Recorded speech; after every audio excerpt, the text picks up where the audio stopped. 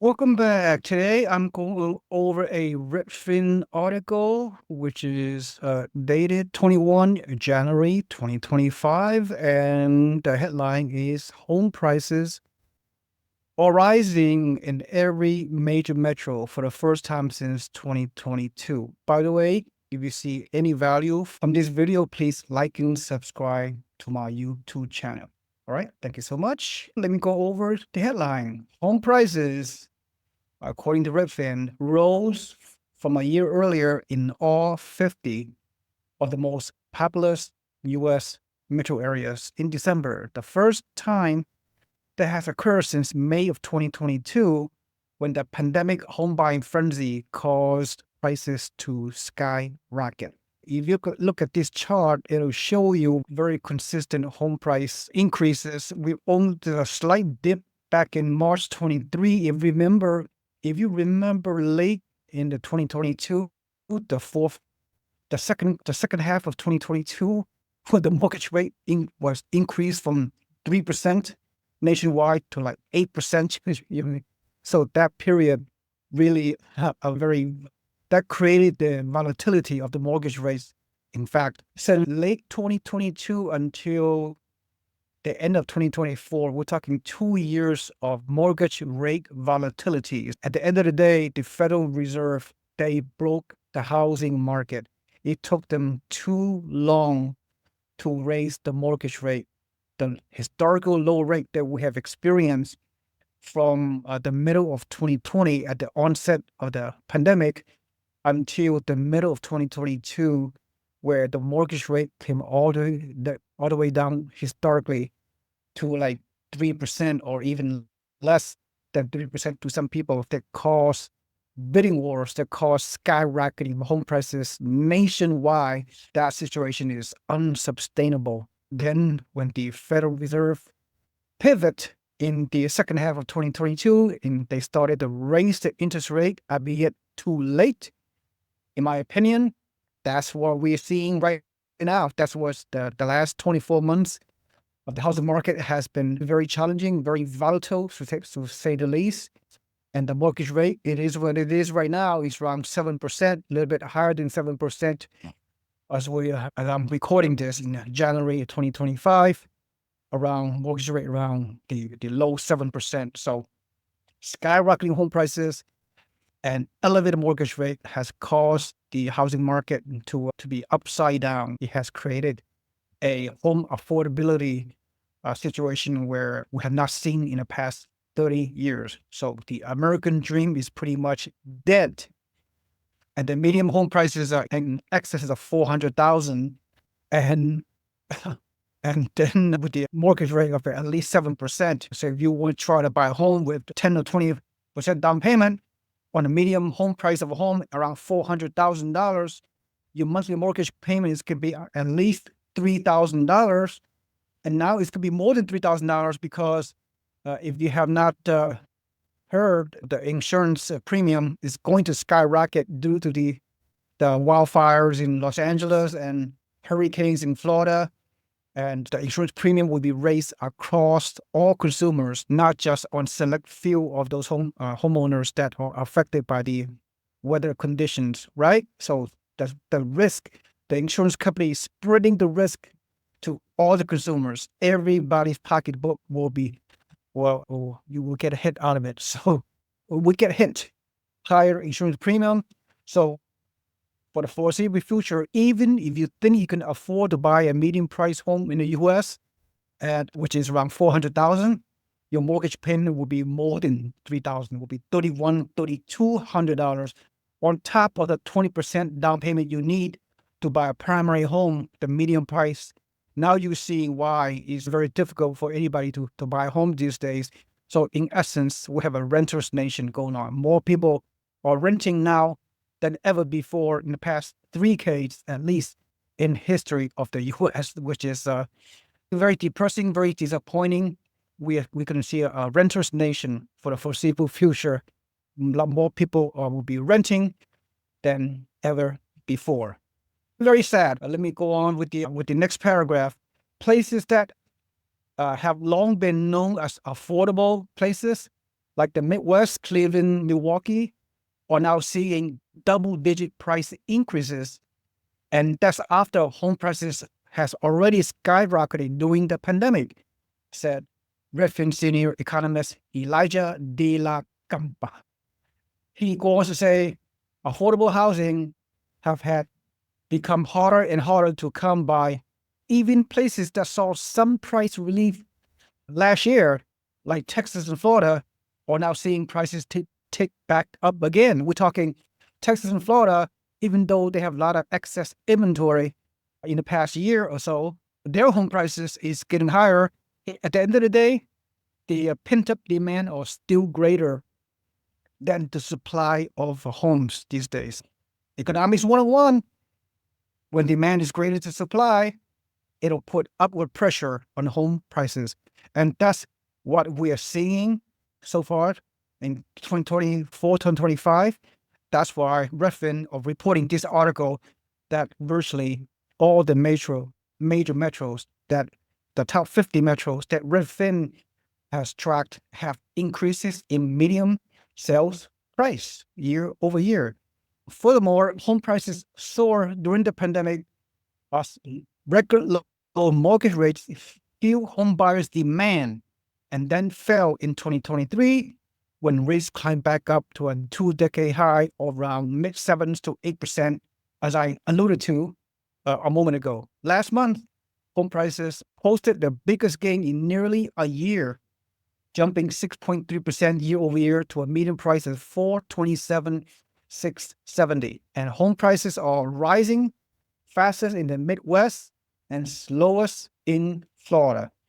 And finally, this last paragraph I'm highlighting to mention is that Texas and Florida have been building a lot of homes, which is limiting price growth. They overbuilt because those builders, they anticipated the high growth in the South and Southeastern markets. They noticed the migration trends during the pandemic. A lot of people are able to work remotely, so they rather go to the Sun Belt, which is Texas and Florida, and few other places in the Sun Belt as well, but Texas and Florida is the highest migration surge in the country, followed by other Sun Belt states like North Carolina, Arizona, Nevada, and few other places in the warm weather areas. So builders, in the past few years, they ramp up their new construction to accommodate the influx of the growth of the migration of from other areas like upstate New York or California. Those people are leaving these high-priced markets to go to a low, affordable, high quality of life markets in the South and Southeast, Texas and Florida. So as a result, because the mortgage rate has increased so much in the past couple of years, the builders did not anticipate the demand have subsided because a lot of people cannot afford the skyrocketing home prices and the elevated mortgage rate. So therefore, they have a lot of excess inventory, which I feel it'll be absorbed. In the next few years, even when the mortgage rate falls to like the mid 6% in pretty much the 2025 and 2026, maybe the mortgage rate will come down slightly below 6%. Then we have a pent-up demand again in all this excess inventory especially in Texas and Florida, will be absorbed by more buyers coming into their markets in the next couple of years. The excess inventory in Texas and Florida, I wouldn't say this is a major crisis. I wouldn't say these markets are crashing because it's a little bit of a buyer's market in some locations in South and Southeast. Typically, I want to talk about buyer's market, like a monthly supply of inventory around 5 to 6 months. That's what's happening in the South and Southeast with the excess new construction inventory that the builder, they misjudge the amount of the demand. But whereas the reason why some of you are asking, how come the Midwest and the Northeast have a lack of supply of inventory and a pent-up demand as a result? Housing prices have gone up in the past 12 to 18 months. In the upper Midwest and Northeast, you wouldn't think that because we're talking cold weather areas where people are leaving the Midwest and Northeast to come down to Sunbelt areas. You would think because of lack of population growth lack of job growth in the Midwest. Why are the housing prices have gone higher recently, right? In the past 6 to 12 months, right? As per this Redfin article and other media article as well. So based on my experience, being a real estate investor myself for several decades and many hundreds of my students that I guide them to buy in the Sun Belt, to buy turnkey cash flow, entry-level homes, they can cash flow, make the numbers work, is such that the national builders and the regional builders are not constructing new homes in the Midwest because they don't see any migration people. They don't see an influx of people staying in the Midwest to live there for the long term. People leaving the Midwest, the cold weather, the blue collar type of quality. Now, I wouldn't say low quality of life. Low home prices not growing because of the low price point associated with the Midwest market and lack of inventory, since the builders are not wasting the money building new homes in the Midwest because it's not profitable. You can build like $150,000 new construction homes in the Midwest. That's not, the builders are not going to make money building such a entry-level homes in the Midwest. They rather build $300,000, $400,000, $500,000 homes in the growth markets in the Sun Belt, such as Sun Belt, South and Southeast, and the Western region of the U.S. So that's why the prices have gone up in the Midwest, because since the builders are not constructing homes in the Midwest and the existing home market in the Midwest and Northeast, those homeowners are locked in at a historically low rate. They have this lock-in effect, causing very low supply of inventory and modest demand in the Midwest and Northeast. That's why home prices have increased. So now not because we have surge of population migration into the Midwest or Northeast. That's not happening. The reverse is true.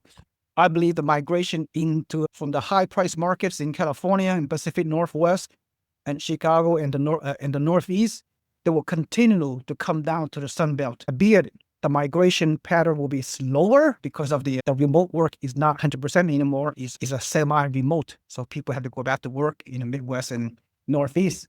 So the migration pattern has decreased compared to the pandemic. So now you know from the real truth, because I know the truth, because I have boots on the ground where we have a relationship with many national and regional builders all over the U.S., especially in the South and Southeast, where we promote our homes to our investors in those markets. Again, Texas and Florida, as we conclude this, Texas and Florida has been building a lot of homes, which is limiting price growth. As I told you, as I just discussed, buyer demand is also lackluster because many people have been priced out of the two pandemic home buying hotspots, Texas and Florida.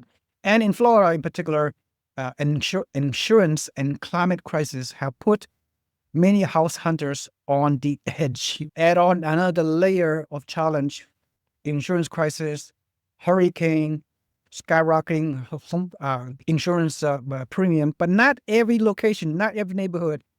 In certain neighborhood in Florida, like more inland neighborhood in Florida, the insurance costs are not that high. Why? Because I own investment properties in Florida, and we have very low insurance premiums for the time being. We got to know where to buy. I don't buy in the coastal areas of Florida or any coastal areas. For that matter, that's my philosophy. I buy more inland in the suburban growth, away from the weather, hurricanes and floods and all that stuff. No, that's not what I do. And my students. Here's the median price of homes typically year over year change. Anaheim, Orange County, median home price $1.146 million. Atlanta, $392. So all these increases year over year of medium sales prices. No metros, as tracked by the Redfin, the top 50 markets have a decrease in median prices year over year. So my takeaway is for the foreseeable future, because still the demand is still greater than supply nationwide. We have like around 4 months, I think about 3.3 months supply of inventory nationwide. I know every market is local, is different. Every local market is very hyper-local, very different. So you have to be cognizant of that fact. At the end of the day, Housing prices still very robust due to the fundamentals. Economics 101. Demand, believe it or not, are still greater than the supply of inventory. And I don't see that happening. So for those of you who are still staying on the sidelines for whatever reason, if you can qualify to buy a primary home or an investment home, please do it because you have a long-term investment horizon. We will see volatility, we will see challenges, but to me, as a risk investor, you buy for the long term. You could care less about the up and down of the market. As long as you get the good deal, you have a positive cash flow at 20% down, you put yourself in a great growth market, then you ride out the storm, right? You collect the cash flow, and everything will come into place. If you're a primary home buyer, if you have a long-term perspective, if you can qualify, you have cash reserve, you have a stable job, your life situation is such that you need to buy a home for whatever situation, buy it, right? Don't let fear and all the market conditions affect your personal decisions. Thank you so much for watching. If you receive any value from this video, please like and subscribe to my YouTube channel, and comment as well below. And also, if you have not already done so, please put your email into our website below database so you can become a newsletter insider. You can become a free member of our real estate investment club, our network, if you will. Then every morning we will provide you with email information about real estate investment opportunities so you can learn more about. Thanks so much for watching. I'll see you on the next video. Have a nice day. Bye bye.